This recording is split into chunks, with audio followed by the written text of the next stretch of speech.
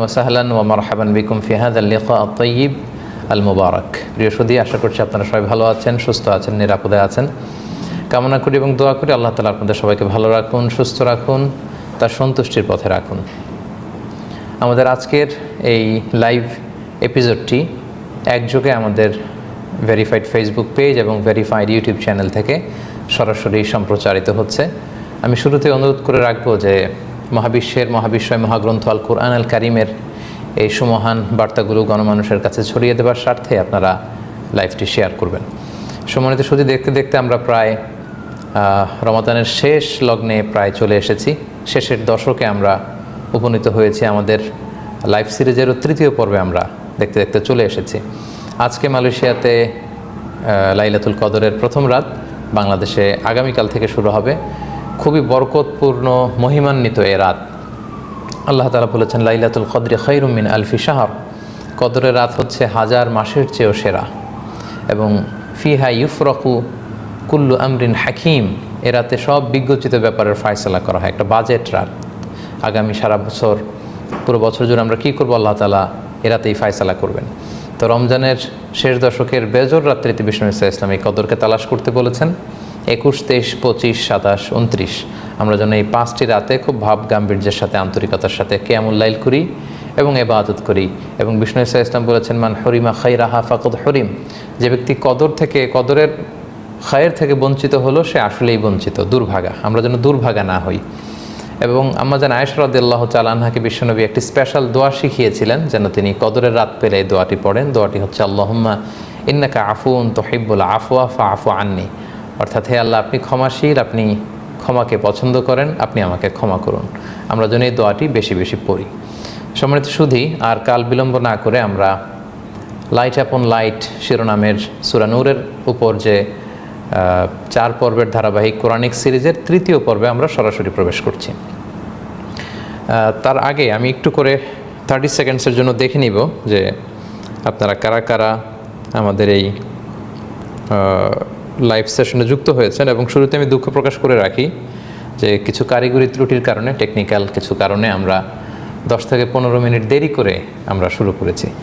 সম্মানিত সুধী, আপনারা কে কোত্থেকে আমাদের লাইভটি দেখছেন, শুনছেন, আমাদেরকে একটু কমেন্টস করে জানাবেন। থেকে আমাদের লাইভটি দেখছেন, শুনছেন, আমাদেরকে একটু কমেন্টস করে।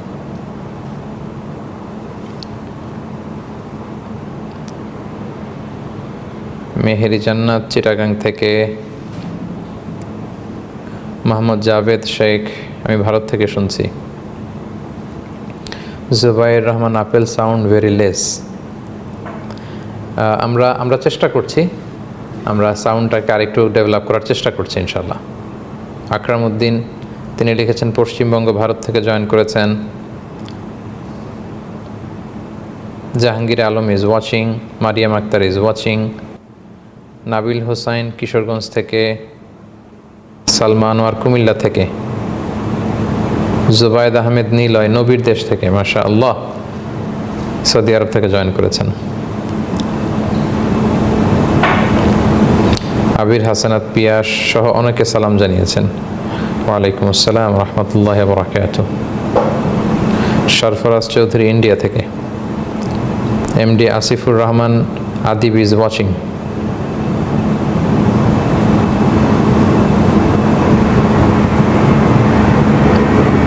আব্দুল আহাদ ময়মনসিংহ গফরগাঁও থেকে। এসকে সুমন সাতক্ষীরা থেকে। মিনহাজুর খান ইন্ডিয়া থেকে। রুবেল হোসেন নাটোর থেকে। আলহামদুলিল্লাহ, আলহামদুলিল্লাহ। আমির হামজা ময়মনসিংহ। আলহামদুলিল্লাহ, আপনারা অনেকেই যুক্ত হয়েছেন। সবাইকে অনেক অনেক শুভেচ্ছা জানিয়ে আমরা আমাদের তৃতীয় এপিসোডটি শুরু করছি। সম্মানিত শুধু আপনাদের মনে থাকবার কথা যে দ্বিতীয় পর্বে আমরা নূরুন আলা নূর নিয়ে অনেক আলোচনা করেছিলাম, যেখানে আল্লাহ তাআলা যে গোটা বিশ্বকে আলোকময় করেছেন এবং এই প্যারাবলটা তিনি কিভাবে উপস্থাপন করেছেন খুব অসাধারণ ভঙ্গিমায়, আমরা সেটা বলেছি। তারপর আল্লাহ তাআলা বিশ্বাসীদের, বিশেষ করে সাহাবাদের বৈশিষ্ট্যের কথা তিনি বলেছেন। আমরা গত সপ্তাহে 38 নম্বর আয়াত পর্যন্ত সূরা আন-নূরের 38 নম্বর আয়াত পর্যন্ত কভার করেছিলাম। আজকে 39 নম্বর আয়াত থেকে শুরু করব। 39 এবং 40 নম্বর আয়াতে বেসিক্যালি আল্লাহ তাআলা কাফিরদের কাজের দৃষ্টান্ত দিয়েছেন। যারা অবিশ্বাসী তাদের কাজের দৃষ্টান্ত কেমন, কাজের উপমাটা কেমন, তাদের যে আমল, তাদের আমালের উপমা কেমন, এই দুটি আয়াতে আল্লাহ তাআলা বলেছেন।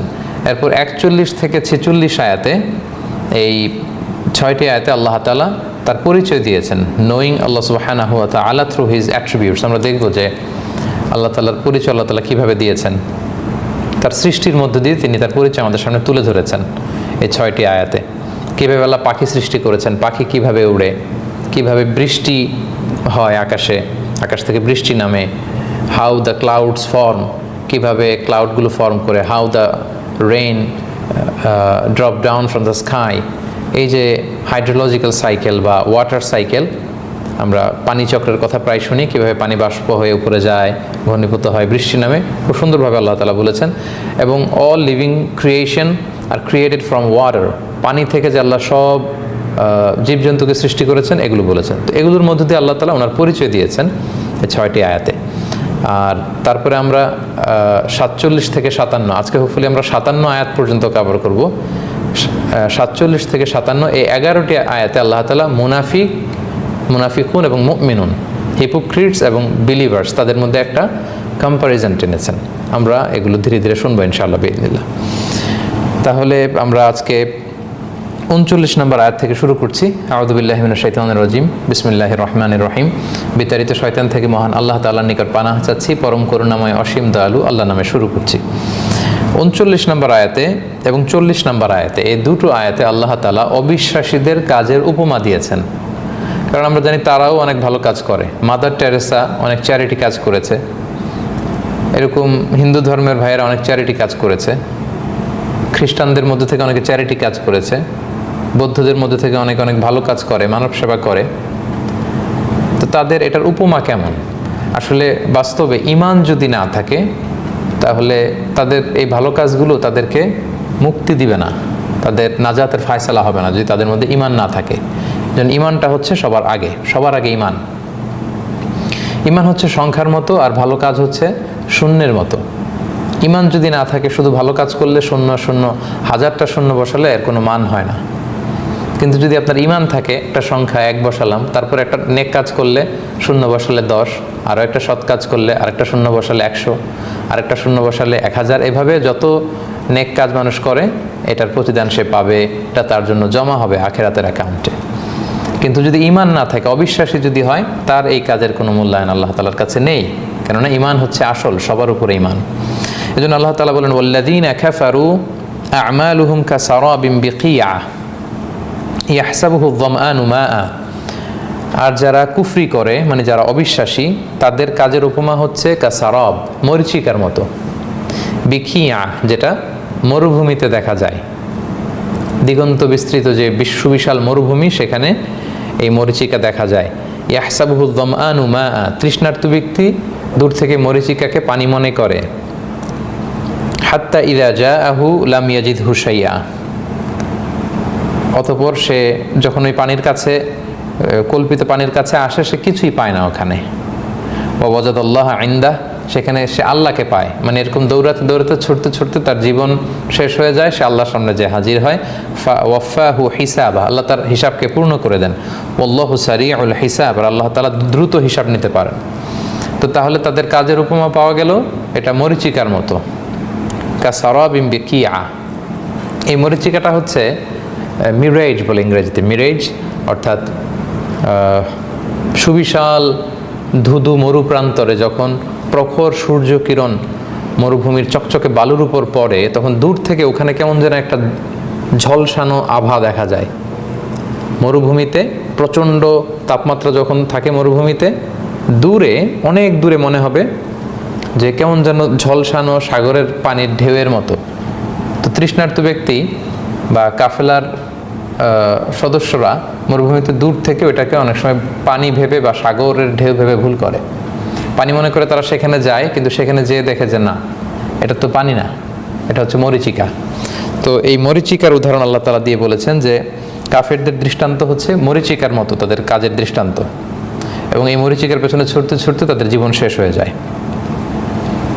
এটা হচ্ছে একটা উপমা। আরেকটা উপমা আল্লাহ এভাবে দিয়েছেন যে আউকা যুলুমাত, অথবা তাদের দৃষ্টান্ত হচ্ছে ওই অন্ধকারের মতো, ফি বাহরিন লুজ্জি, যেটা গভীর সাগরের ভেতরে কিন্তু অনেক অন্ধকার।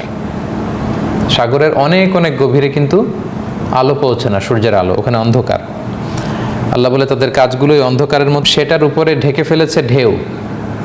এক হচ্ছে মেঘের অন্ধকার, আরেক হচ্ছে সাগরের উপরে যে ঢেউ আছে এই ঢেউয়ের অন্ধকার। ইয়াগশাহু মাউজুন মিন ফাওকিহি মাউজ মিন ফাওকিহি সাহাব, আর এর উপরে থাকে মেঘ। যুলুমাতুন বা'দুহা ফাওকা বা'দ, এবং অন্ধকারের উপর অন্ধকার, সেখানে কোনো আলোর অস্তিত্ব নেই। একে তো গভীর সাগরের অন্ধকার, এরপরে উপরে একের উপর এক তরঙ্গ বিক্ষুব্ধ ঢেউ, এর অন্ধকার, তার উপরে হচ্ছে মেঘের অন্ধকার। এতটাই অন্ধকার যে ইদা আখরাজা ইয়াদাহু লাম ইয়াকাদ ইয়ারাহা, সে তার নিজের হাতে নিজে দেখে না, নিজের হাত নিজে দেখতে পায় না। ওমান লাম ইয়াজআলিল্লাহু লাহু নূরান ফামা লাহু মিন নূর, আর আল্লাহ তাআলা যার জন্য কোনো আলো দেয়নি, তার জন্য কোনো আলো নেই। আল্লাহ যাকে পথ দেখায় না, আলোকিত করে না, তার জন্য কোনো আলোর ব্যবস্থাপনা নেই।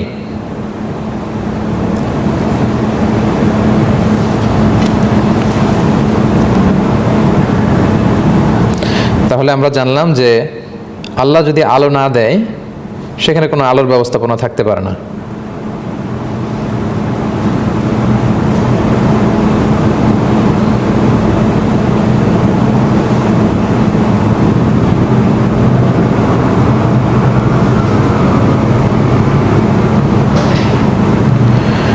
কোনো আল্লাহ তাআলা যদি কাউকে আলোর ব্যবস্থা করেন তবেই সে আলো পেতে পারে। এটাই আল্লাহ তাআলা বলেছেন যে ওমান ইয়াজআলিল্লাহু লাহু নূরান ফামা লাহু মিন নূর, যাকে আল্লাহ তাআলা আলোর কোনো ব্যবস্থা করেন না, তার জন্য কোনো আলোর ব্যবস্থা নেই। তাহলে এর আগে আমরা গত সপ্তাহে বলেছিলাম যে আল্লাহ তাআলা গোটা বিশ্বকে আলোকিত করেছেন এবং এর মাধ্যমে আল্লাহ তাআলা আমাদেরকে হেদায়েত দিয়ে থাকেন। এবং এখানে আল্লাহ তাআলা বলেছেন যে কাফেরদের দৃষ্টান্ত দুই ধরনের, একটা হচ্ছে মরিচিকার মতো,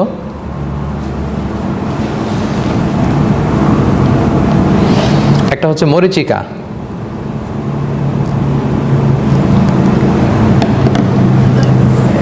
প্রথম দৃষ্টান্ত হচ্ছে মরিচিকার মতো, যেটার কোনো অস্তিত্ব নেই। আর দ্বিতীয় দৃষ্টান্ত হচ্ছে অন্ধকার, প্রচণ্ড অন্ধকার, তাদের জন্য আল্লাহ তাআলা কোনো আলোর ব্যবস্থাপনা করেনি। তাহলে এই দুইটি আয়াতে সম্মানিত শুধু আমরা জানতে পারলাম যে অবিশ্বাসীদের কাজের দৃষ্টান্ত কেমন। এ পর্যায়ে আমরা 41 থেকে 46 আয়াতে আল্লাহ তাআলার পরিচয় জানব, তার অ্যাট্রিবিউটসগুলোর মধ্য দিয়ে। তিনি আমাদের জন্য কি সৃষ্টি করেছেন, কি তৈরি করেছেন, এবং আল্লাহর যে অপরূপ সৃষ্টি, এই সৃষ্টির মধ্য দিয়ে কিন্তু আমরা তার পরিচয় পেতে পারি। এটাই আল্লাহ তাআলা 41 নম্বর আয়াত থেকে শুরু করছেন। আল্লাহ তাআলা বলছেন, আলাম তারা আন্নাল্লাহা ইউসাব্বিহু লাহু মান ফিস সামাওয়াতি ওয়াল আরদ, হে নবী তুমি কি দেখো না আকাশ জমিনে যা কিছু আছে, আকাশ জমিনে যা কিছু আছে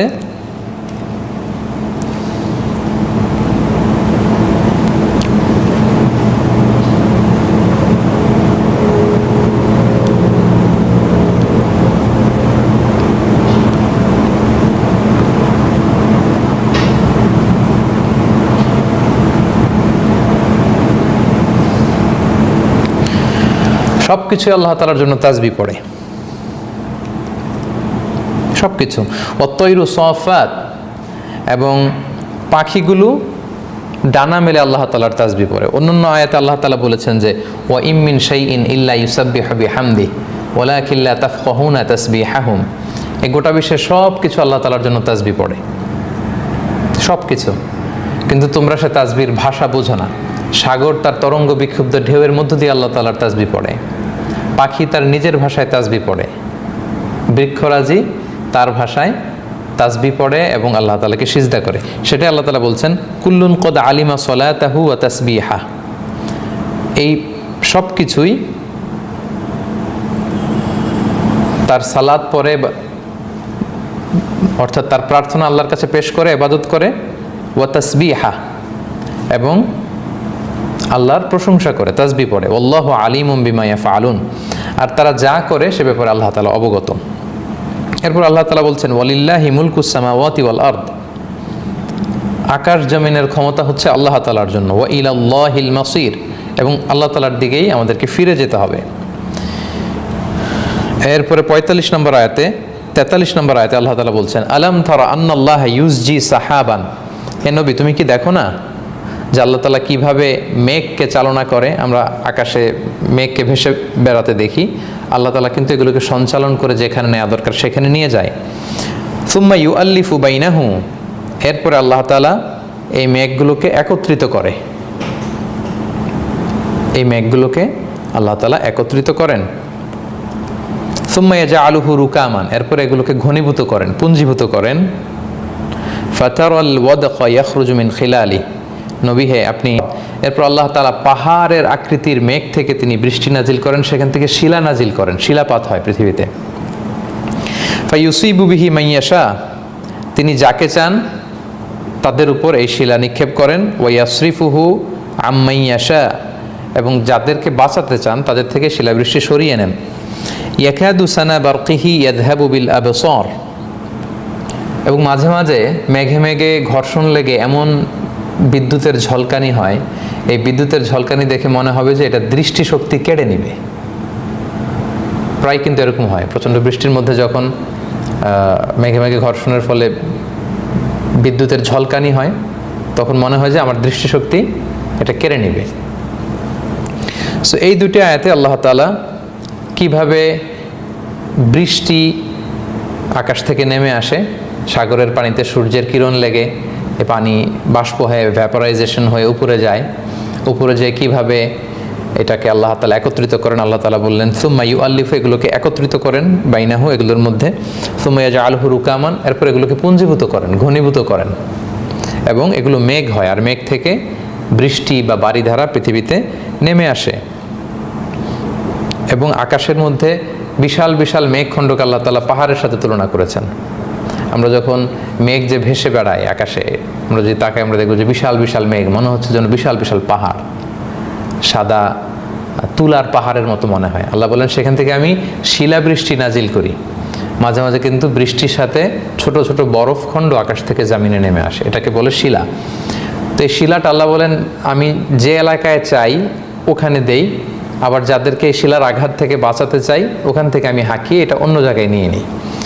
সো এই যে মেকানিজম, এই এটাকে বলে হাইড্রোলজিক সাইকেল বা ওয়াটার সাইকেল কিংবা পানিচক্র, এই পানিচক্রের এই মেকানিজম, এই কর্মকৌশল খেয়াল করলেই বোঝা যায় যে একজন ক্রিয়েটর থাকতে হবে, একজন মহাকৌশলী থাকতে হবে, একজন মহানিয়ন্ত্রক থাকতে হবে যিনি অনেক দূর থেকে এগুলো নিয়ন্ত্রণ করেন। তারপর তার আগের আয়াতে যে আল্লাহ তাআলা বলেছেন ওয়াত্তাইরু সাফাত, পাখিগুলো সারিবদ্ধভাবে ডানা মেলে তারা চলতে থাকে। পাখির যে এই ফ্লাইং মেকানিজম, এটা দেখলেও কিন্তু বোঝা যায় যে একজন স্রষ্টা আছেন, সামওয়ান ইজ কন্ট্রোলিং এভরিথিং, একজন সব কিছু নিয়ন্ত্রণ করছেন, মহানিয়ন্ত্রক, মহাব্যবস্থাপক বলে একজন আছেন। তো এই আয়াতগুলোর মধ্যে দিয়ে বেসিক্যালি আল্লাহ তাআলা তার নিজের পরিচয় দিচ্ছেন। তারপর আল্লাহ তাআলা বলছেন ইউকাল্লিবুল্লাহুল লাইলা ওয়ান নাহার, আল্লাহ রাতকে এবং দিনকে পরিবর্তন করেন, আগে রাত আসে তারপর দিন আসে, দিন শেষে আবার রাত আসে, এই যে টার্ন বাই টার্ন এটা আসতে থাকে। ইন্না ফি যালিকা লাইবরাতাল লিউলিল আবসার, নিশ্চয় এর মধ্যে চক্ষুষ্মানদের জন্য, দৃষ্টিসম্পন্ন লোকদের জন্য নিদর্শন রয়েছে। অর্থাৎ দিবারাত্রির পরিবর্তন, তারপর কিভাবে পানি বাষ্প হয়ে আকাশে মেঘমালা তৈরি হয়, সেখান থেকে বৃষ্টি হয়, এই যে হাইড্রোলজিক্যাল সাইকেল বা ওয়াটার সাইকেল, এখানে মানুষের জন্য নিদর্শন আছে। পাখির ভেসে বেড়ানো, যে সুন্দর দৃশ্য শূন্যে ভেসে বেড়ায়, এর মধ্যে চক্ষুষ্মান অথবা ফার সাইটেড পার্সন যারা দূরদৃষ্টি সম্পন্ন তাদের জন্য শিক্ষা রয়েছে, লেসন রয়েছে। এরপর আল্লাহ তাআলা বলছেন ওয়াল্লাহু খালাকা কুল্লা দাব্বাতিন মিম্মা, পৃথিবীতে যত দাব্বা মানে মা ইয়াদুব্বু আলাল আরদ, যেগুলো পৃথিবীতে হাঁটে চলে বিচরণ করে, পৃথিবীর সমস্ত বিচরণশীল প্রাণীকে আল্লাহ তাআলা পানি থেকে তৈরি করেছেন। মিম্মা ফামিনহুম মান ইয়ামশি আলা বাতনি, তো এই প্রাণীগুলো তিন ভাগে বিভক্ত। আল্লাহ তাআলা এখানে বলছেন যে কিছু প্রাণী আছে যেগুলো বুকের উপরে চলে, ইয়ামশি আলা বাতনি, বুকের উপর ভর করে চলে, যেগুলোকে বাংলা আমরা সরীসৃপ বলি বা র্যাপটাইলস বলি, যেমন সাপ, যেমন কুমির, এই প্রাণীগুলো কিন্তু বুকের উপর ভর করে তারা চলে। আরেক ধরনের প্রাণী আছে, আল্লাহ তাআলা বলছেন অমিন হুম মাইয়ামশি আলা রিজলাইন, আরেক ধরনের প্রাণী যারা দুই পায়ের উপর ভর করে চলে, যেমন মানুষ, অন্যান্য পাখিগুলো, হাঁস মুরগি পাখি, মানব জাতি, আমরা দুই পায়ের উপর ভর করে হাঁটি। 3 নম্বর হচ্ছে আল্লাহ তাআলা বলছেন অমিন হুম মাইয়ামশি আলা আরবা, আর কিছু প্রাণী আছে যারা চতুষ্পদ, 4 পায়ের উপর ভর দিয়ে হাঁটে, যেমন অন্যান্য সকল প্রাণীগুলো, গরু, ছাগল, বাঘ, মহিষ, এই প্রাণীগুলো কিন্তু 4 পায়ের। তাহলে সব বিচরণশীল প্রাণীকে আল্লাহ তাআলা পানি থেকে তৈরি করেছেন, এটা আল্লাহ বললেন। অন্য এক আয়াতে আল্লাহ তাআলা বলেছেন যে ওয়াজআলনা মিনাল মাই কুল্লা শাইইন হাই, এখানে বলেছেন ওয়াল্লাহু খালাকা কুল্লা দাব্বাতিন মিম্মা, সব বিচরণশীল প্রাণীকে আল্লাহ তাআলা পানি থেকে তৈরি করেছেন। আরেক আয়াতে আল্লাহ তাআলা বলেছেন ওয়াজআলনা মিনাল মাই কুল্লা শাইইন হাই, আমি লিভিং যত ক্রিয়েচার আছে সব কিছু পানি থেকে আমি তৈরি করেছি। এবং আধুনিক বিজ্ঞানও কিন্তু এটাই বলছে, তারা বলছে পৃথিবীতে প্রথম যে প্রাণের সঞ্চার হয়েছে সেটার নাম দিয়েছে তারা amoeba. It's an unicellular organism in the world, পৃথিবীর সর্বপ্রথম, দ্য ফার্স্ট ইউনিসেলার অর্গানিজম, একটা সেল নিয়ে একটা প্রাণ, অ্যামিবা। তারা বলেছে পৃথিবীতে প্রথম প্রাণ বলতে এই অ্যামিবার সন্ধান পাওয়া যায়, তারপরে জুপ্লাঙ্কটন, ফাইটোপ্লাঙ্কটন, ব্যাকটেরিয়া প্লাঙ্কটন, এগুলো পৃথিবীতে এসেছে। তো কোরআনের এই স্টেটমেন্টের সাথে কিন্তু বিজ্ঞানের ফাইন্ডিংস মিলে যায় যে পানি থেকে পৃথিবীর সকল প্রাণের সঞ্চার, পানি থেকে পৃথিবীর সকল প্রাণ এসেছে। এবং এই বিচরণশীল প্রাণীগুলোকে আল্লাহ তাআলা বলেন কিছু 2 পায়ে চলে, সরীসৃপ, রেপটাইলস, কিছু চলে বুকের উপর ভর দিয়ে, আর কিছু 4 পায়ের উপর ভর দিয়ে। এরপর আল্লাহ তাআলা বললেন ইয়াখলুকুল্লাহু মা ইয়াশা, আল্লাহ যেমন চান তেমন সৃষ্টি করেন। অর্থাৎ এগুলো ছাড়াও আরও অনেক ধরনের প্রাণী আছে, অনেক ধরনের প্রাণী। যেমন মাকড়সার কথা যদি বলি, এটার কিন্তু 2 পা 4 পাও না, বুক দিয়েও হাঁটা না, এটার 8 পা। আমরা যদি কাঁকড়ার কথা বলি, অনেক পা। আবার এমনও কিছু যোগ টাইপের প্রাণীও আমরা দেখি যেগুলোর অনেকগুলো পা থাকে। তো আল্লাহ তাআলা বললেন যে ইয়াখলুকুল্লাহু মা ইয়াশা, আল্লাহ যেমন চান এরকম অনেক অদ্ভুত অদ্ভুত সৃষ্টি কিন্তু পৃথিবীতে রেখেছেন। আমরা যদি সি ওয়ার্ল্ডের কথা বলি, আপনি যদি কোনো বড় অ্যাকুরিয়াম ভিজিট করতে যান, বিভিন্ন দেশে এগুলো দেখা যায়। পানির নিচে এমন এমন কিছু প্রাণী আছে যেগুলো আপনি সচরাচর দেখেন না, অর্থাৎ এগুলো মৎস্যকুলের অন্তর্ভুক্ত। পানির ভেতরে থাকে ঘোড়ার মতো দেখতে, পানির ভেতরে থাকে অন্যান্য বাঘ ভাল্লুকের মতো দেখতে, এরকম প্রাণীও কিন্তু পাওয়া যায়, পানির ভেতরে থাকে। তো আল্লাহ তাআলা এই জন্য বললেন যে ইয়াখলুকুল্লাহু মা ইয়াশা, আল্লাহ যেমন চান তিনি তেমন সৃষ্টি করেন। মানে শুধুমাত্র সৃষ্টি জগৎ যে এই কয়েকটার মধ্যে সীমাবদ্ধ তা না, কয়েকটা উদাহরণ হিসেবে আল্লাহ তাআলা এখানে উপস্থাপন করলেন, কিন্তু এরকম অনেক প্রাণী আছে, নানা আঙ্গিকে, নানা অবয়বে, নানা স্ট্রাকচারে আল্লাহ তাআলা সৃষ্টি করেছেন। ইন্নাল্লাহা আলা কুল্লি শাইইন কাদির, নিশ্চয় আল্লাহ তাআলা সব ব্যাপারে ক্ষমতাবান বা ক্ষমতাশীল। লাকাদ আনজালনা আয়াতিন মুবাইয়িনাত, আল্লাহ তাআলা বলছেন আমি আয়াতগুলোকে সুস্পষ্ট বর্ণনা করে দিয়েছি। ওয়াল্লাহু ইয়াহদি মান ইয়াশাউ ইলা সিরাতিম মুস্তাকিম, আর আল্লাহ তাআলা যাকে চান তাকে সরল সঠিক পথ দেখান, সিরাতুল মুস্তাকিমের পথ দেখান। আমরা কিন্তু প্রত্যেক নামাজে সূরা ফাতিহা আল্লাহর কাছে কায়মান বাক্যে এই দোয়াটুকুন করি যে ইহদিনাস সিরাতাল মুস্তাকিম, হে আল্লাহ আপনি আমাদেরকে সহজ সরল পথ দেখান। রাসূল সাল্লাল্লাহু আলাইহি ওয়াসাল্লাম একবার একটা লাঠি দিয়ে, খেজুরের লাঠি দিয়ে বা ডাল দিয়ে মরুভূমিতে একটা দাগ দিলেন, এরপর ডানে বায়ে অনেকগুলো দাগ দিলেন, এরপর বললেন ডানে বায়ে অসংখ্য পথ, এগুলো শয়তানের পথ, সুবুলুশ শয়তান। আর এই যে স্ট্রেইট ফরওয়ার্ড লাইন, এটা হচ্ছে সিরাতুল মুস্তাকিম, যেটার পথ চলা শুরু হয়েছে দুনিয়ায়, এটা শেষ হয়েছে জান্নাতে। নবীদের পথ, নবীন, সিদ্দিকিন, শুহাদা, সালেহিন, তাদের পথ হচ্ছে সিরাতুল মুস্তাকিম। এই 46 আয়াত পর্যন্ত, 41 থেকে 46 আয়াত পর্যন্ত আল্লাহ তাআলা তার পরিচয় দিলেন একটু ভিন্ন আঙ্গিকে। পাখির দিকে তাকাতে বললেন যে পাখির দিকে তাকাও, পাখির এই ফ্লাইং মেকানিজম দেখে তুমি আমার সন্ধান পাবে। তুমি একটু খেয়াল করে দেখো সাগরের পানি কীভাবে বাষ্প হয়ে উপরে মেঘমালা তৈরি হয়, একত্রিত হয়, ঘনীভূত হয়, পুঞ্জীভূত হয়, আবার সেই পানি ঠান্ডা বৃষ্টি হয়ে পৃথিবীতে ঝরে পড়ে। আবার আল্লাহ বললেন বিচরণশীল প্রাণীগুলোর দিকে দেখো, কেউ বুক দিয়ে হাঁটে, কেউ 2 পায়ে হাঁটে, কেউ 4 পায়ে হাঁটে, আরও অসংখ্য কত প্রাণী আমি এই পৃথিবীতে না জানা প্রাণী আমি সৃষ্টি করেছি। তো এই প্রাণীকুল, এই পক্ষীকুল, বৃক্ষকুল, মৎস্যকুল, এগুলোর দিকে তাকালে কিন্তু আসলে আল্লাহ তাআলার সন্ধান পাওয়া যায়। একজন স্রষ্টা যে আছে, একজন মহান নিয়ন্ত্রক, মহা ব্যবস্থাপক যে আছে, যিনি সব কিছু নিয়ন্ত্রণ করেন, কন্ট্রোল করেন, যার ইশারা ছাড়া কিছুই হওয়া সম্ভব না, এটা বিশ্বাসী মাত্রই সে অনুভব করে। এই অনুভবের জন্যই, এই ফিলিংসের জন্য আল্লাহ তাআলা 41 থেকে 46 নম্বর আয়াতে নোয়িং আল্লাহ সুবহানাহু ওয়া তাআলা থ্রু হিজ অ্যাট্রিবিউটস, তার সৃষ্টির মধ্যে দিয়ে, তার অ্যাট্রিবিউটসের মধ্যে দিয়ে তার পরিচয় আল্লাহ তাআলা আমাদের কাছে পেশ করলেন। এবার সম্মানিত শুধু সামনের 11টি আয়াতে আল্লাহ তাআলা মুনাফিক এবং মুমিন এই দুই দলের একটা কম্প্যারিজন আমাদের সামনে উপস্থাপন করবেন। আমরা জানি মুনাফিক মানে হচ্ছে যে মুখে বলে একটা, করে আরেকটা, অথবা এমন বলা যায় যে ভেতরে এক বাইরে আরেক, তার নাম হচ্ছে মুনাফিক। সে ভিতরে একটা চিন্তা করে কিন্তু মুখ দিয়ে বলে আরেকটা, ডবল স্ট্যান্ডার্ড মেনটেন করে, টু ফেসড পারসন, দুমুখ সাপের মতো।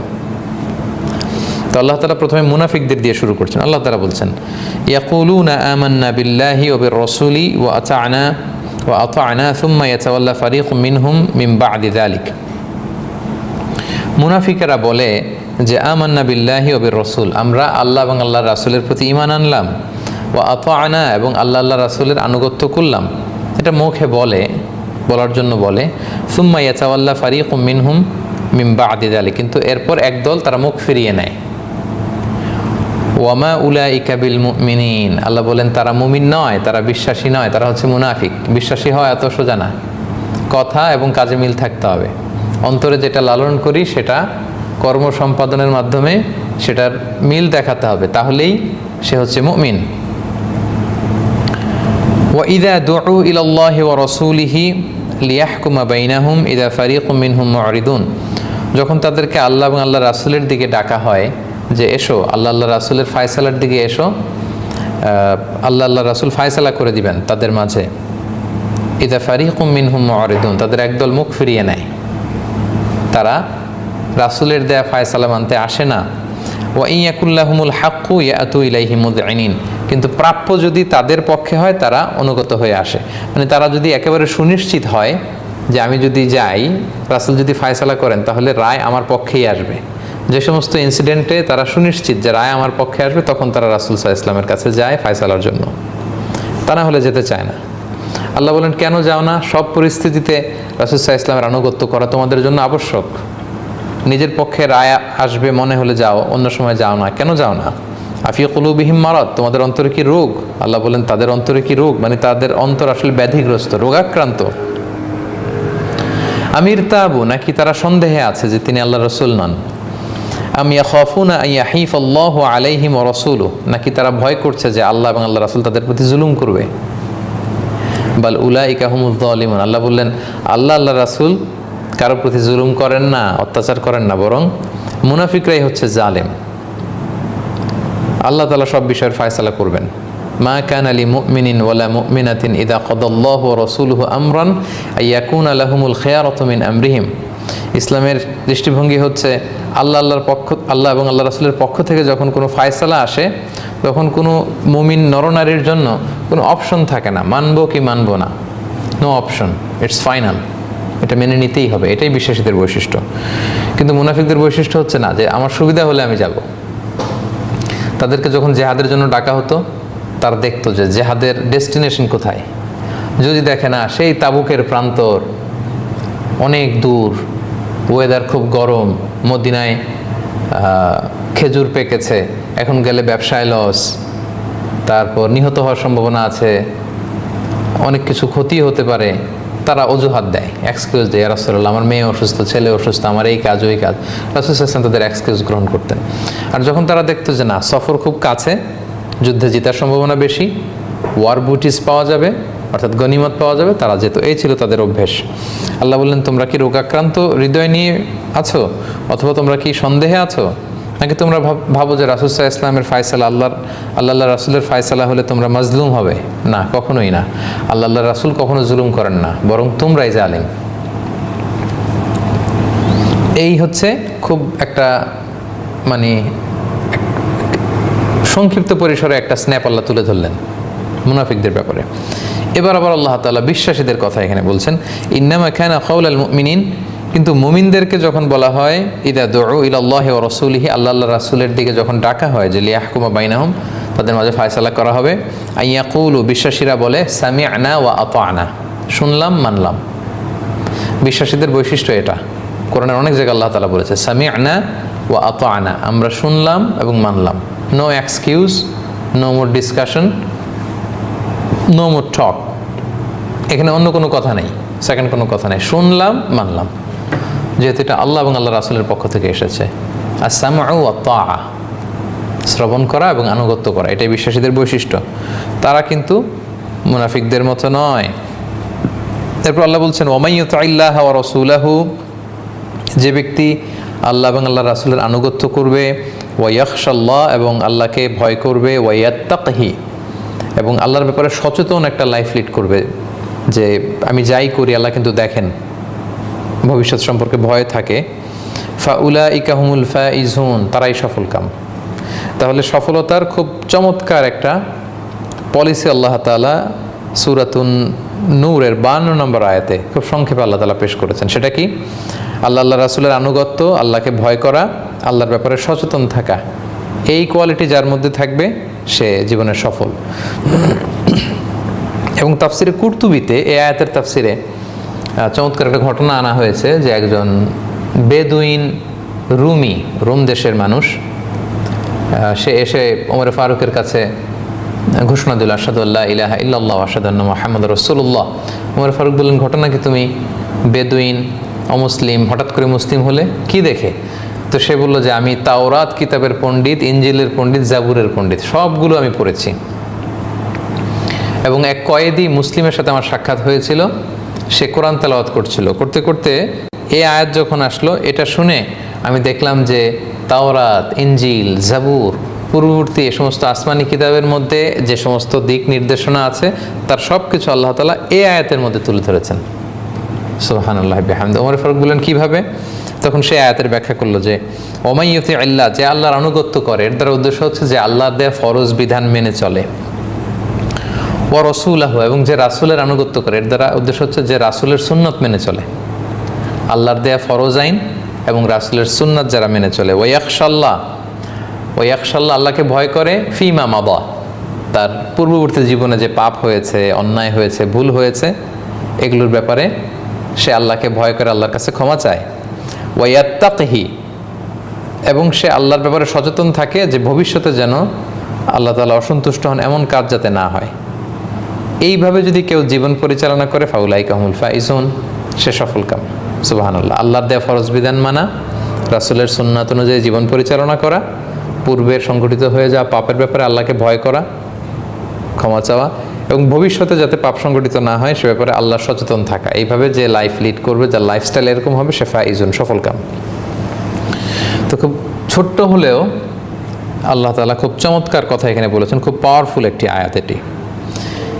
এরপর আল্লাহ তাআলা আবার মুনাফিকদের ব্যাপারে বলছেন যে ওয়া আকসামু বিল্লাহি জাহদা ঈমানিহিম, মুনাফিকেরা, হিপোক্রিটরা, তাদের একটা অভ্যাস হচ্ছে তারা কথায় কথায় খুব কসম কেটে ফেলে, শপথ করে, যেন তেন কসম না, জাহদা ঈমানিহিম, কঠিন শপথ করে, না আমি এটা করবই, আমি এটা দিবই, হে রাসূলুল্লাহ আমি আপনার জন্য ফেদা, এগুলো মুখে মুখে বলে। আল্লাহ বলছেন লা ইন আমারতাহুম লা ইয়াখরুজুন, তারা এই বলে শপথ করে যে হে নবী আপনি যদি তাদেরকে জিহাদের আদেশ করেন তারা বেরোবে আপনার সাথে। কুল লা তুকসিমু, নবী আপনি তাদের বলুন যে তোমরা শপথ করো না, কারণ তোমাদের এগুলো মুখের কথা আমার জানা আছে। তাআতুন মারুফা, তোমাদের আনুগত্য এটা সুপরিচিত, এটা সকলের জানা। তোমাদের এই মুখ দিয়ে নাম কাওয়াস্তে যে আনুগত্যের ঘোষণা তোমরা দাও, এটা সবার জানা, মারুফ। ইন্নাল্লাহা খাবীরুম বিমা তা'মালুন, তোমরা যা করো এ ব্যাপারে আল্লাহ তাআলা তিনি অবগত আছেন। তো সম্মানিত শুধু মুনাফিকদের একটা বৈশিষ্ট্য, তারা বেশি বেশি কসম কাটে, যেহেতু তাদের অন্তরের ভেতরে কুটিলতা, রোগ, বক্রতা, দুর্বলতা, তো তারা তো মিথ্যা বলে, মিথ্যাটাকে অ্যাস্টাবলিশ করার জন্য তারা কসম কাটে, সবসময় তারা বারবার কসম কাটে। তো বারবার প্রয়োজনে অপ্রয়োজনে কসম কাটা কিন্তু মুনাফিকের আলামত। আমরা যেন প্রয়োজনে অপ্রয়োজনে শুধু শুধু কসম না কাটি। আমাদের মধ্যে এই একটা অভ্যেস আছে, কিছু হলেই কিরা কাটা, কসম কাটা, শপথ করা, এটা আমরা যেন অপ্রয়োজনে না করি। কুল আতিউল্লাহ ওয়া আতিউর রাসূল, হে নবী আপনি বলুন যে তোমরা আল্লাহর আনুগত্য করো এবং আল্লাহর রাসূলের আনুগত্য করো। ফাইন চাওয়াল্লাউ ফাইন্নামা আলাইহিমা হুম্মিল, যদি তারা মুখ ফিরিয়ে নেয়, হে নবী তোমার কথা, তোমার এই ডাকে যদি তারা সাড়া না দেয়, তাহলে ফাইন্নামা আলাইহিমা হুম্মিল, নবীর উপর ততটুকু বর্তাবে যতটুকু দায়িত্ব নবীকে দেওয়া হয়েছে বাণীবাহক হিসেবে। ওয়া আলাইকুম মা হুম্মিলতুম, এবং তোমাদের উপর বর্তাবে যতটুকু দায়ভার তোমাদের উপর রয়েছে, এর বেশি দায়ভার কিন্তু নবীর উপর বর্তাবে না। কারণ রাসূল সাল্লাল্লাহু আলাইহি ইসলামের দায়িত্ব হচ্ছে পৌঁছে দেওয়া। ওয়াইন তুতিউহু তাহতাদু, যারা রাসূল সাল্লাল্লাহু আলাইহি ইসলামকে আনুগত্য করবে তারা পথ পাবে। ওমা আলা রসুলি ইল্লাল বালাগুল মুবিন, আর রাসূলের দায়িত্ব হচ্ছে সুস্পষ্টভাবে আল্লাহ তাআলার বাণী পৌঁছে দেওয়া, এর বেশি কিছু নয়। কোরআনের বিভিন্ন আয়াতে রাসূল সাল্লাল্লাহু আলাইহি ইসলামকে সান্ত্বনা দিয়ে আল্লাহ তাআলা বলেছেন যে ফালা আল্লাকা বাখিউন নাফসাকা আলা আসারিহিম ইল্লাম ইউমিনু বিহাদাল হাদিসি আসাফা, নবী হে, তারা যদি কোরআনের উপর ঈমান না আনে, তাদের পিছনে ঘুরতে ঘুরতে তো আপনি নিজের জীবনই শেষ করে দিবেন। আপনি এত পেরেশান হবেন না নবী, আপনি নিজের দেহের উপর এত কষ্ট আরোপ করবেন না, আপনি পেরেশান হবেন না। আপনি জাস্ট বাণীটা তাদের কাছে পৌঁছে দেবেন, দ্যাটস ইট, এটাই আপনার দায়িত্ব। লাস্তা আলাইহিম বিমুসাইতির, আপনাকে দারোগা করে আমি দুনিয়াতে পাঠাইনি নবী, আপনি গোয়েন্দাগিরি করার জন্য আসেননি, দারোগা হিসেবে জোর করে আপনি হেদায়েতের রাস্তায় উঠাবেন। No, this is not the way. আপনার কাজ হচ্ছে জাস্ট পৌঁছে দেওয়া। এটা আল্লাহ তাআলা বলছেন যে ওমা আলা রসুলি ইল্লাল বালাগুল মুবিন, রাসূলের দায়িত্ব হচ্ছে শুধু পৌঁছে দেওয়া। ইন্নাকা লা তাহদি মান আহবাবতা ওয়ালাকিন্নাল্লাহা ইয়াহদি মান ইয়াশা, নবী হ্যাঁ, আপনি চাইলেই কাউকে হেদায়েতের রাস্তা আনতে পারবেন না। আল্লাহ তাআলা যাকে চান তাকে হেদায়েত দিয়ে থাকেন। সো আমরা যারা দায়ী, আমরাও, আমাদের কাজ হচ্ছে পৌঁছে দেওয়া। কাউকে কটাক্ষ করা, কারো পিছনে গোয়েন্দাগিরি করা, নজরদারি করা, লেগে থাকা, সে কি ভুল করে, পাপ করে, অন্যায় করে, এগুলো দেখা কিন্তু ইসলাম আমাদেরকে দায়িত্ব দেয়নি। আমরা খুব হিকমতের সাথে, প্রজ্ঞার সাথে কোরআনের বাণীগুলো, হাদিসের বাণীগুলো শুধু আমাদের ভাইদের কাছে তুলে ধরবো। মানবে কি মানবে না এটা তার ডিসিশন, হেদায়েত তার কপালে জুটবে কি জুটবে না এটা আল্লাহ তাআলার ডিসিশন। আল্লাহ তাআলা বলেন নবী হ্যাঁ, আপনি চাইলেই হেদায়েত দিতে পারবেন না। নবী সাল্লাল্লাহু আলাইহি ওয়াসাল্লাম ওনার চাচাকে আবু তালেবকে খুব ভালোবাসতেন। আবু তালেব ও রাসূল সাল্লাল্লাহু আলাইহি ওয়াসাল্লামকে খুব ভালোবাসতো। ফিনান্সিয়াল সাপোর্ট, পলিটিক্যাল সাপোর্ট সব তিনি দিয়েছিলেন। খাদিজা রাদিয়াল্লাহু তাআলা আনহার সাথে বিয়ে দিলেন। কুরাইশ নেতাদের হাত থেকে সবসময়, তাদের আক্রমণ থেকে বাঁচানোর চেষ্টা করতেন। মৃত্যুর আগ পর্যন্ত ভাতিজাকে আগলে রেখেছেন এবং মৃত্যু সজ্জা রাসূল সাল্লাল্লাহু আলাইহি ওয়াসাল্লাম তখনও জোরাজোরি করছিলেন, চাচা একবার বলুন আশহাদু আল্লা ইলাহা ইল্লাল্লাহ ওয়া আশহাদু আন্না মুহাম্মাদান আবদুহু ওয়া রাসূলুহু, বাকিটা আমি আল্লাহর সাথে বুঝবো। কিন্তু শেষ মুহূর্ত পর্যন্ত রাসূল সাল্লাল্লাহু আলাইহি ওয়াসাল্লাম জোরাজোরি করেও চাচার মুখ থেকে এই কথাটুকু বের করাতে পারলেন না। বরং রাসূল সাল্লাল্লাহু আলাইহি ওয়াসাল্লামের চাচা আবু তালেব সব শেষে যে কথাটা বললেন, আলা মিল্লাতি আব্দুল মুত্তালিব, আমি আব্দুল মুত্তালিবের শিরকি ধর্মের উপর অবশিষ্ট থেকে শেষ নিঃশ্বাস ত্যাগ করলাম। তাহলে রাসূল সাল্লাল্লাহু আলাইহি ওয়াসাল্লামের একেবারে কাছের আত্মীয়, রাসূল সাল্লাল্লাহু আলাইহি ওয়াসাল্লামের ভালোবাসার মানুষ, তার যেন হেদায়েত নসিবে হয়। রাসূল সাল্লাল্লাহু আলাইহি ওয়াসাল্লাম অনেক চেষ্টা করলেন কিন্তু পারলেন না। এত চেষ্টা করেও পারলেন না, কারণ হেদায়েত নিরঙ্কুশভাবে এটা আল্লাহ তাআলার হাতে। রাসূল সাল্লাল্লাহু আলাইহি ওয়াসাল্লাম নিজেও চাইলে কাউকে হেদায়েত দিতে পারেন না। এজন্য আল্লাহ তাআলা বললেন ইন্নাকা লা তাহদি মান আহবাবতা ওয়ালাকিন্নাল্লাহা ইয়াহদি মান ইয়াশা, নবী হ্যাঁ, আপনি চাইলেই কাউকে হেদায়েত দিতে পারবেন না। হেদায়েত শুধুমাত্র, কেবলমাত্র, একমাত্র আমি আল্লাহ তাআলা দিয়ে থাকি। যার নসিবে আছে আমি তাকে দিব। তো এটাই আল্লাহ তাআলা বললেন যে ফাইন্নামা আলাইহিমা হুম্মিল, নবীর উপর ততটুকু দায়িত্ব যতটুকু নবীর উপর বর্তায় অতটুকুই, এর বাইরে নবীকে জিজ্ঞেস করা হবে না। ওয়া আলাইকুম মা হুম্মিলতুম, এবং তোমাদের কাজে দেওয়া হয়েছে ততটুকু দায়িত্ব যেটা তোমাদের উপর বর্তায়। আল্লাহ রাসূলের আনুগত্য করলাম কিনা, রাসূল সাল্লাল্লাহু আলাইহি ওয়াসাল্লামকে মেনে নিলাম কিনা, রাসূল সাল্লাল্লাহু আলাইহি ওয়াসাল্লামের আনুগত্য আমরা প্রকাশ করলাম কিনা আমাদের কাজের মধ্যে দিয়ে, এটা আল্লাহ তাআলা আমাদেরকে জিজ্ঞাসা করবেন। সো রাসূলের দায়িত্ব হচ্ছে পৌঁছে দেওয়া। অনুরূপভাবে বর্তমান সময়ে যারা দাওয়া কাজ করছেন তাদের দায়িত্ব হচ্ছে পৌঁছে দেওয়া, বলা, কৌশল অবলম্বন করে হিকমতের সাথে দরদ মাখা কণ্ঠে বলা, লেখা, পৌঁছে দেওয়া, এতটুকু, এর বাইরে কিন্তু আমাদের কোনো দায়িত্ব নেই। এরপর আল্লাহ তাআলা বিশ্বাসীদেরকে একটা প্রতিশ্রুতি সুসংবাদ শোনাচ্ছেন। আল্লাহ তাআলা বলছেন ওয়া'আদাল্লাহুল্লাযীনা আমানু মিনকুম ওয়া আমিলুস সালিহাতি, তোমাদের মধ্য থেকে যারা ঈমান এনেছে এবং সৎকর্ম করেছে তাদেরকে আল্লাহ তাআলা ওয়াদা দিচ্ছেন যে লা ইয়াস্তাখলিফান্নাহুম ফিল আরদ, জমিনে আল্লাহ তাআলা তাদেরকে প্রতিনিধি বানাবেন।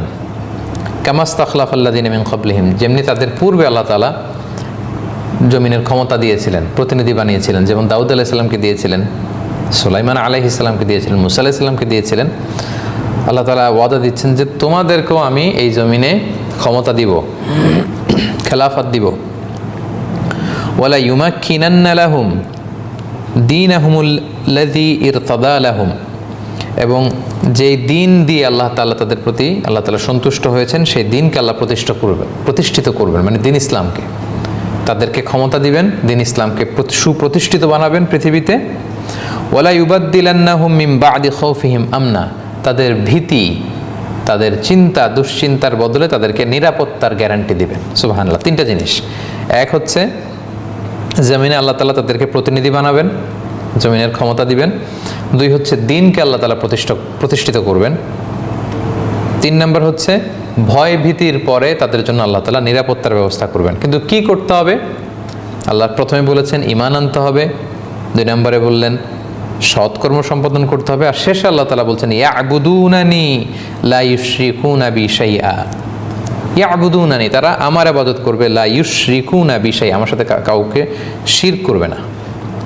এই কোয়ালিটিসগুলো যদি তাদের মধ্যে থাকে তাহলে তাদেরকে আমি প্রতিষ্ঠিত করব, তাদেরকে আমি ক্ষমতা দিব, দিনকে আমি বিজয়ী করব এবং ভীতির পরিবর্তে প্রশান্তি নিরাপত্তা দিয়ে তাদের হৃদয়কে আমি সিক্ত করব। ওমান কাফারা বা'দা যালিক, আর এগুলো জানার পরেও যে অস্বীকৃতি জানালো, কুফরি করলো, ফাউলাইকা হুমুল ফাসিকুন, তারা হচ্ছে ফাসিক। সম্মানিত সুধী, এটা ছিল বিশ্বাসীদের জন্য ওয়াদা, রাসূল সাল্লাল্লাহু আলাইহি ওয়াসাল্লাম এবং সাহাবাদের প্রতি আল্লাহ তাআলার ওয়াদা যে আমি তোমাদেরকে এই পৃথিবীতে নেতৃত্ব দিব, খেলাফা দিব, দিন ইসলামকে প্রতিষ্ঠিত করব এবং তোমাদের ভয় দূর করব। যে সময় এই আয়াতটা নাজিল হচ্ছিল ৬ষ্ঠ হিজরির কথা, বনুল মুস্তালিক যুদ্ধের পরে যেহেতু সূরা নূর নাজিল হয়েছিল, তখনও কিন্তু মুসলিমদের অন্তরে ভয় কাটেনি। আর মদিনায় তো প্রথম তারা ভয়ে থাকতো, ঘরে অস্ত্র নিয়ে থাকতে হতো, কখন কুরাইশরা আক্রমণ করে, কখন মুনাফিকরা ষড়যন্ত্র করে। মুনাফিকরা কিন্তু তথ্য পাচার করত। এবং যদিও ৬ষ্ঠ হিজরি নাগাদ বিশ্বাসঘাতক ইহুদিদেরকে রাসূল সাল্লাল্লাহু আলাইহি ওয়াসাল্লাম বহিষ্কার করেছিলেন, কিন্তু নিরাপত্তা তখনও পাননি। বদরের যুদ্ধের পরে বনু কাইনুকাকে বহিষ্কার করা হলো, উহুদের পরে বনু নাজিরকে বহিষ্কার করা হলো তাদের বিশ্বাসঘাতকতার কারণে, ট্রেচারির কারণে। এবং আহজাবের যুদ্ধের পরে, খন্দকের যুদ্ধের পরে বনু কুরাইজাকে রাসূল সাল্লাল্লাহু আলাইহি ওয়াসাল্লাম এক্সিকিউশন করলেন, বহিষ্কার করলেন।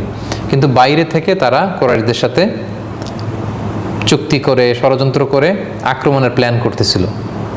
ফলে মুমিনরা তখনও নিরাপত্তাহীনতায় ভুগছিল, আর ভেতরের ইহুদিদের কনস্পাইরেসি, ষড়যন্ত্র তো আছেই। তো তখনও পর্যন্ত মুমিনরা, সাহাবারা, তারা কিন্তু খুব শান্তিমতো মদিনায় বসবাস করা, নির্বিঘ্নে নিশ্চিন্তায় ঘুমোতে যাওয়া, ঘুম থেকে জাগা, সমাজে শান্তিপূর্ণভাবে থাকা, এটা তাদের তখনও ওই পরিবেশ আসেনি। আল্লাহ ওয়াদা দিয়ে বললেন ভয় নেই, চিন্তা নেই, যদি নেক আমল করো, সৎকর্ম সম্পাদন করো, আমার সাথে শিরক না করো, তাহলে তোমাদেরকে এই পৃথিবীর কর্তৃত্ব আমি দেব, দিন ইসলামকে আমি প্রতিষ্ঠিত করে ছাড়ব এবং নিরাপত্তার ব্যবস্থা আমি করব। এবং এই কথা, এই ওয়াদা কিন্তু রাসূল সাল্লাল্লাহু আলাইহি ওয়াসাল্লামের জীবদ্দশায় আল্লাহ তাআলা বাস্তবায়ন করেছেন এই ওয়াদা।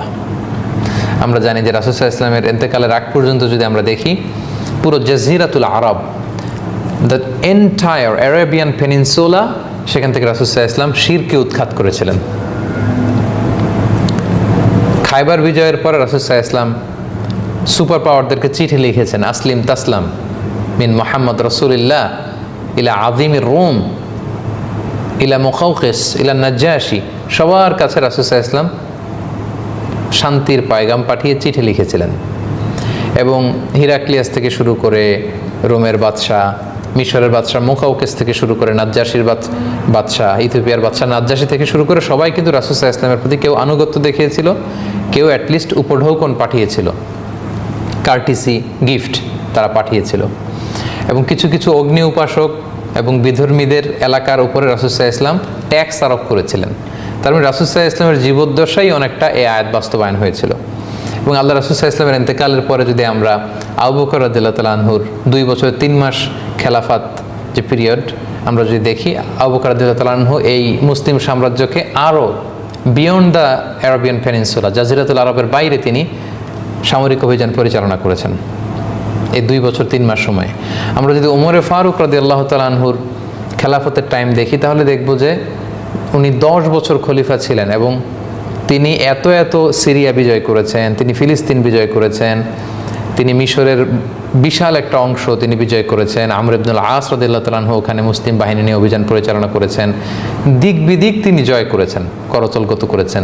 এবং কাজী নজরুল ইসলাম অসাধারণভাবে লিখেছিলেন যে অর্ধ জাহান করেছো তুমি, অর্ধ জাহান করেছো শাসন, ধুলার তখতে বসি, খেজুর পাতার আসন তোমার বারবার রেখেছে খুশি।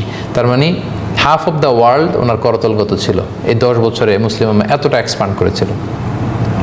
ওনার পরে যদি আমরা ওসমান রাদিয়াল্লাহু তাআলা আনহুর সময়কাল দেখি, প্রায় 12 বছর, 1 যুগ, মোর দেন এ ডেকেড, তিনি আরও এক্সপান্ড করেছেন। ওনার সময় আরও সুবিস্তৃত হয়েছে। আলী রাদিয়াল্লাহু তাআলা আনহুর 5 বছরের সময় যদি দেখি আরও এক্সপান্ড হয়েছে। রাসূল সাল্লাল্লাহু আলাইহি ওয়াসাল্লাম বলেছেন আমার পরে খেলাফত থাকবে 30 বছর, সালাসুনা সানা, আল খেলাফাতু বাদি সালাসুনা সানা।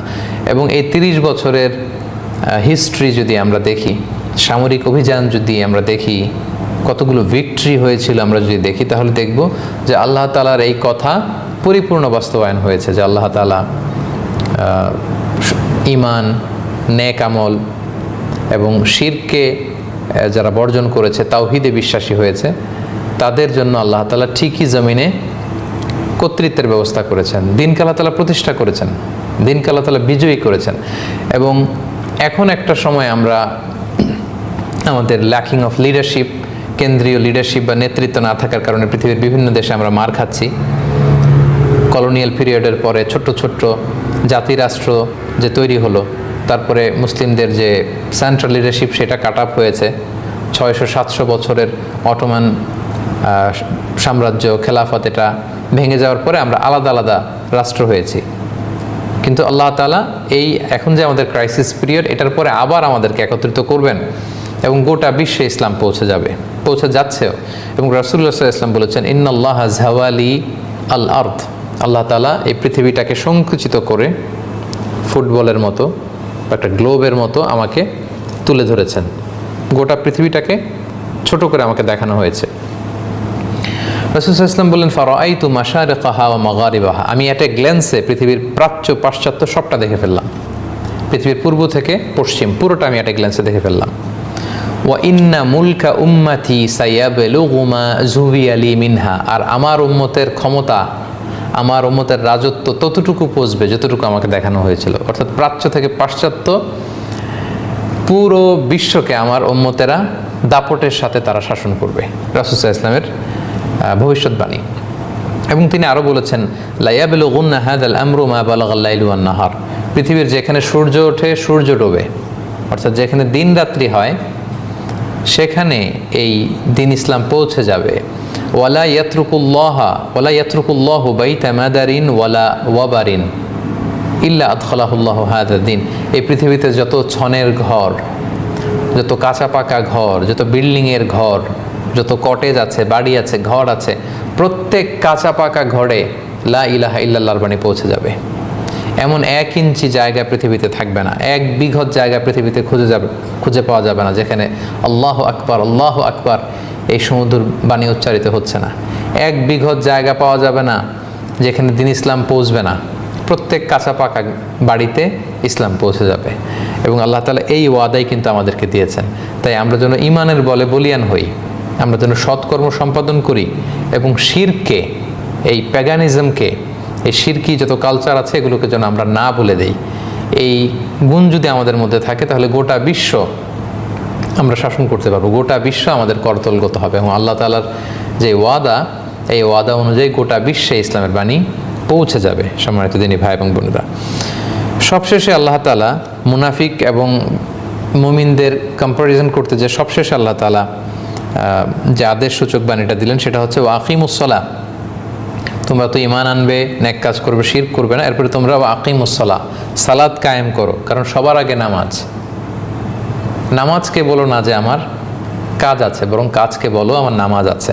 এটা হচ্ছে বিশ্বাসীদের বৈশিষ্ট্য। তোমরা আকিমুস সালাহ, সালাত কায়েম করবে, আতু জাকা, জাকাত আদায় করবে। এটা ফরজ ইবাদত, এটা মুসলমানদের স্পাইনাল কর্ড, মুসলিম উম্মার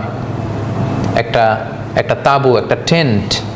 একটা তাঁবুর যদি 5টা খুঁটি থাকে, তাহলে মাঝখানের খুঁটিটা হচ্ছে জাকাত। ইসলামের যেমনি 5টা ভিত্তি, একটা তাঁবুরও 5টা যেরকম ভিত্তি থাকে, মাঝখানের ভিত্তিটা হচ্ছে জাকাত। তাঁবুর মাঝখানের খুঁটি যদি না থাকে, তাঁবু যেমনি নুয়ে পড়ে, তেমনি জাকাত ম্যানেজমেন্ট যদি মুসলিম উম্মার দেশে দেশে, সমাজে সমাজে স্ট্রং না হয়, তাহলে মুসলিম উম্মা এরকম মুখ থুবড়ে পড়বে। এই জন্য আল্লাহ তাআলা বলেন, তোমরা সালাত কায়েম করবে, একা একা না, আকিমু মানে সবাই মিলে, জামাতে তোমরা সালাত পালন করবে, কায়েম করবে। ওয়া আতু জাকা, জাকাত আদায় করবে। ওয়া ফি আমওয়ালিহিম হাক্কুন লিসাইলি ওয়াল মাহরুম, ধনীদের সম্পদে গরিবদের অধিকার আছে। রাস্তার এক পাশে গাছতলা, আরেক পাশে 5 তলা, এটা ইসলাম চায় না। কাইলা ইয়াকুনা দুলাতান বাইনাল আগনিয়া মিনকুম, সম্পদের এই তারল্য, এই লিকুইডিটি শুধু ধনীদের কাছে কুক্ষিগত হবে এটা নয়, বরং সবার কাছে সম্পদের তারল্য পৌঁছাবে। একটা সাম্য শান্তির ভিত্তিতে একটা ন্যায়ানুগ রাষ্ট্র প্রতিষ্ঠিত হবে, একটা কল্যাণ রাষ্ট্র। এই কল্যাণ রাষ্ট্রের স্বপ্ন ইসলাম আমাদেরকে দেখায়। তো সেটার জন্য সালাত কায়েম করতে হবে, জাকাত দিতে হবে। ওয়া আতিউর রাসূলা, রাসূলের আনুগত্য করতে হবে। লাআল্লাকুম তুরহামুন, যাতে তোমরা আল্লাহর অনুগ্রহ প্রাপ্ত হতে পারো। তাহলে বিশ্বাসীদের জন্য আল্লাহ ওয়াদা দিলেন, সেগুলোর জন্য ঈমান থাকতে হবে, নেক আমল থাকতে হবে, শিরকে না বলতে হবে, সালাত কায়েম, জাকাত আদায় এবং সর্বাবস্থায় রাসূল সাল্লাল্লাহু আলাইহি ওয়াসাল্লামের আনুগত্য। রাসূল সাল্লাল্লাহু আলাইহি ওয়াসাল্লামের আনুগত্য মানে আল্লাহ তাআলার আনুগত্য। এজন্য আল্লাহ তাআলা বলেছেন এই পৃষ্ঠা শুরুতেই যে কুল আতিউল্লাহ ওয়া আতিউর রাসূল, তোমরা আল্লাহর আনুগত্য করো এবং রাসূলের আনুগত্য করো। কিন্তু আমরা মাঝে মাঝে ভড়কে যাই যে পৃথিবীতে মুসলিমরা এখন খুব পর্যদুস্ত অবস্থায় আছে, খুব নাজুক অবস্থায় আছে, আমাদের সেন্ট্রাল লিডারশিপ নেই। কাশ্মীরে আমাদের ভাইরা মার খাচ্ছে, ফিলিস্তিনে মার খাচ্ছে, এবং রমাদানের মতো এরকম একটা স্যাক্রেড মান্থ, পবিত্র মাসেও আমরা ফলস্তিনে আমরা দেখেছি যে আমাদের মুসলিম ভাইদেরকে অতর্কিত তাদেরকে আক্রমণ করা হয়েছে, কোনো উস্কানি ছাড়া। তারা ইবাদত করছিল, তাদেরকে পেটানো হচ্ছে, পিটিয়ে তাদেরকে উপুর করে তাদের হাত পা বেঁধে ফেলা হচ্ছে এবং তাদের উপর নির্যাতন করা হচ্ছে। তো এটা দেখে আমরা মাঝে মাঝে হতাশ হয়ে পড়ি, সাময়িক একটা কষ্ট আমাদের কাজ করে, কিন্তু আমরা থামবো না। আমরা মসজিদুল আকসা পানে পৌঁছবই ইনশাআল্লাহ, পৌঁছবই আমরা ইনশাআল্লাহ বিইذনিল্লাহ। এবং আল্লাহ তাআলা আমাদেরকে বলছেন যে আমাদের সাহস যুগে আল্লাহ তাআলা আমাদেরকে বলছেন যে লা তাহসাবান্নাল্লাযীনা কাফারু মুআজিজিনা ফিল আরদ, তোমরা মনে করো না যে জমিনে কাফেররাই রাজত্ব করবে এবং আল্লাহ তাআলার এই প্ল্যানকে তারা নস্যাৎ করবে না। তারা এই পৃথিবীতে আল্লাহর প্ল্যানকে অপারগকারী, আল্লাহকে অপারগকারী নয়, বরং আল্লাহ তাআলা তাদেরকে অপারগ করে দিবে। ওয়া মাওয়াহুমুন নার, আর তাদের স্থান হচ্ছে জাহান্নাম বা আগুন। ওয়ালা বিসাল মসির, আর আবাসস্থল হিসেবে জাহান্নাম কতই না খারাপ জায়গা। আল্লাহ তাআলা এখানে আমাদেরকে সাহস যোগাচ্ছেন যে তোমরা ভেবো না যে কাফেররা বিজয়ী হবে। বিজয়ী হবে মুমিনরাই বিজয়ী হবে, বিজয় তাদের জন্য।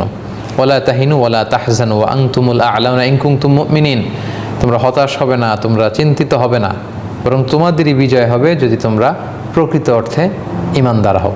সম্মানিত সুধী, এই পর্যন্ত আমরা লাইট আপন লাইট শিরোনামে সূরাতুন নূরের আলোকে যে ধারাবাহিক লাইভ সিরিজ করছি, কোরআনিক লাইভ, তার 3য় পর্ব আমরা এখানে শেষ করতে চাই।